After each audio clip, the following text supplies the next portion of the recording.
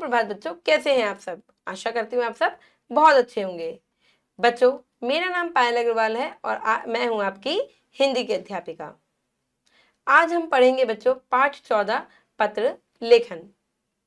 पत्र लेखन क्या है बच्चों? पहले मोबाइल वगैरह नहीं होते थे तो लोग क्या करते थे, पत्र लिखते थे अपने रिश्तेदारों को, दोस्तों को, है ना। पर आजकल क्या है, मोबाइल आ गए हैं तो पत्र लिखने की चलन थोड़ा कम हो गया है, पर आज भी हम कुछ पत्र लिखते हैं।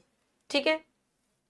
पत्र बच्चों दो प्रकार के होते हैं, औपचारिक और अनौपचारिक।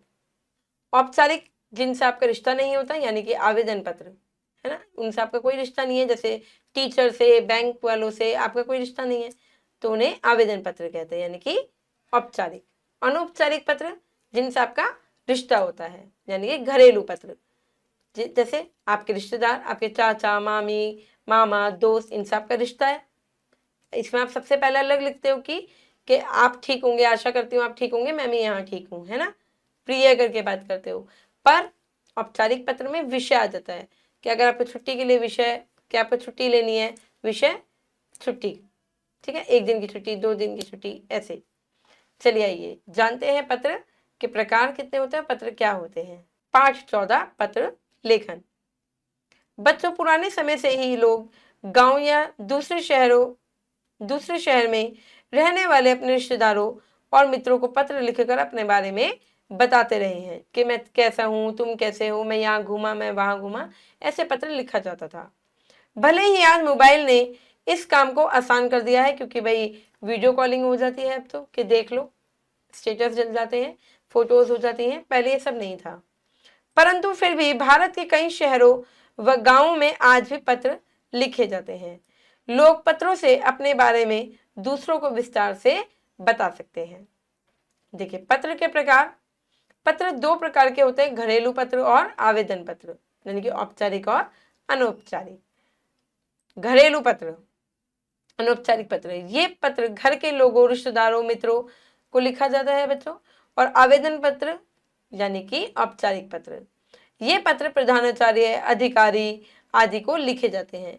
इनसे आप कोई प्रार्थना या आवेदन करते हैं, जैसे बैंक वालों से आपको एफडी खुलवानी है या बंद करानी है ना, स्कूल में छुट्टी पे, फीस माफी पे, ऐसे। आइए दोनों तरह के पत्रों को उदाहरण से देखते हैं। चलिए, मित्रों को जन्मदिन पर निमंत्रण पत्र, ये घरेलू पत्र हो गया, है ना। चलिए, अनौपचारिक पत्र। मकान नंबर C36, सुभाष नगर और दिल्ली, दिनांक आपको लिखनी है। फिर प्रिय मित्र अभिनंदन, प्रिय मित्र करके बात करनी है, नमस्कार, भाई नमस्ते तो करोगे ना आप। तुम्हें यह जानकर प्रसन्नता होगी कि इस वर्ष भी मेरा जन्मदिन बहुत धूमधाम से मनाया जा रहा है। इसमें मेरे सभी मित्र और रिश्तेदार उपस्थित रहेंगे। इस अवसर पर अनेक मनोरंजक कार्यक्रम भी प्रस्तुत किए जाएंगे। वो बता रहे हैं कि यहाँ पे क्या क्या होंगे। बाद में प्रतिभोज की भी व्यवस्था की गई है, मतलब बाद में डिनर भी है, या मतलब खाने की व्यवस्था है। इसलिए आपसे निवेदन है कि, अब वो रिक्वेस्ट कर रहा है कि शाम को, कि तुम शाम 5 बजे तक आप अपने परिवार के साथ अवश्य आना, मतलब जो भी उनका नाम है लिख के, कि शाम को अपने 5 बजे तक अपने परिवार के साथ तुम जरूर आना। अंकल आंटी को मेरा प्रणाम कहना और छोटी बहन पंखुड़ी को स्नेह देना। तुम्हारा मित्र तुषार। ठीक है, अब ये तो घरेलू पत्र हो गया।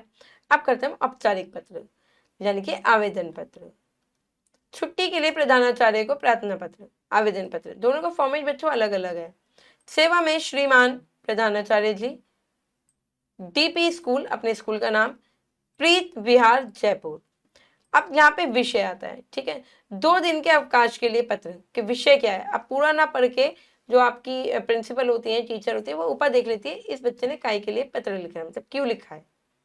महोदय, सविनय निवेदन यह है कि मैं कक्षा 3 की छात्रा हूँ, मुझे कल रात से तेज बुखार है।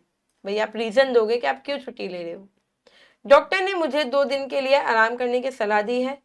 इसे दिनांक जो भी आप छुट्टी लेना चाहते हो उससे लेकर जो भी आप छुट्टी लोगे 2 दिन तक मैं स्कूल नहीं आ सकूंगी। अतः आपसे निवेदन है कि आप रिक्वेस्ट कर रहे हो कि मुझे 2 दिन का अवकाश प्रदान करने की कृपा करें। धन्यवाद। आपकी आज्ञाकारी शिष्या निधि वर्मा, कक्षा 3। यहाँ पे आप कक्षा जरूर लिखेंगी, ठीक है, ताकि पता चल जाए कि आप किस कक्षा में पढ़ते हो। चलिए बच्चों, अभ्यास से देखो, अपना परीक्षा परिणाम बताते हुए मामा जी को पत्र लिखे कि आपका जो रिजल्ट है वो कैसा रहा, अपने मामा जी को लिखना है, ठीक है। शुल्क माफी के लिए प्रधानाचार्य को प्रार्थना पत्र, यानी कि अपनी फीस माफ कराने के लिए, ठीक है। एक घरेलू पत्र, एक आवेदन पत्र है। आशा करती हूँ बच्चों कि पत्र आपको समझ में आ गए होंगे कि कौन कौन से होते हैं और कैसे लिखे जाते हैं। मैं मिलूंगी आपसे अगली कक्षा में, जब तक के लिए आप खुश रहिए, अपना ध्यान रखिए। धन्यवाद।